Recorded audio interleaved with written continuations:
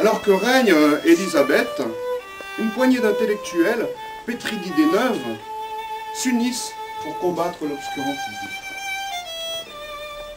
Ils sont issus de Cambridge ou d'Oxford. Entre eux, ils se nomment les ânes. Usant de subterfuges afin de déjouer la censure, ils sont écrivains, poètes, mathématiciens, astronomes ou philosophes. Ils se réclament de Giordano Bruno, ce savant italien qui finira au bûcher pour avoir osé affirmer, envers et contre tous, que la Terre n'était pas le centre de l'univers.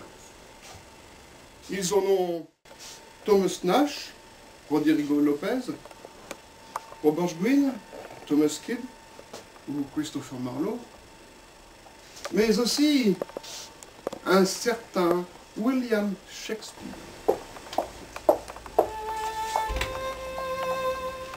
Oh, c'est vous, Pasteur Nash! Bonjour Margaret, puis-je entrer?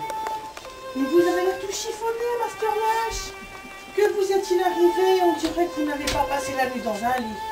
J'ai fait une baignade complète dans la Tamise pour pouvoir repêcher mon chapeau. Venez avec moi. Un peu de vin chaud? Volontiers. Elisabeth, ne prenez aucun risque pour moi.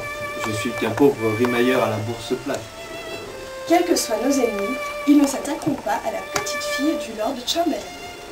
Je n'ai pas beaucoup dormi cette nuit. J'ai beaucoup réfléchi. Je crois que j'ai trouvé par où commencer.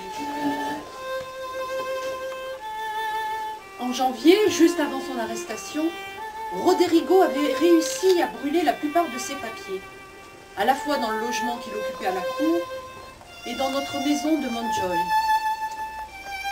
Il en avait caché aussi un certain nombre ici, chez mon frère. À Montjoy, quand les envoyés du conseil privé sont venus l'arrêter, ils ont trouvé la cheminée encore fumante avec des restes de papier calciné. Ils étaient furieux, mais persuadés que tous les documents qui pouvaient les intéresser étaient détruits. Ils n'ont pas cherché. Le jour où il m'a parlé de la cache, nous avons été interrompus par le retour du gardien. Et sa dernière phrase était bizarre. Il m'a dit quelque chose à propos des ânes. À la façon dont il m'a regardé, je sais que c'était important. Attendez que je me rappelle exactement. On dirait une énigme. Il m'a dit « Ayez courage, les ânes ne manqueront pas de s'abreuver. » Voyez-vous, Thomas, nous suscitons méfiance et même haine pour oser évoquer ce genre de débat sur l'origine de l'homme, au point que nos vies même sont menacées. Je me demande s'il y a un traître parmi nous.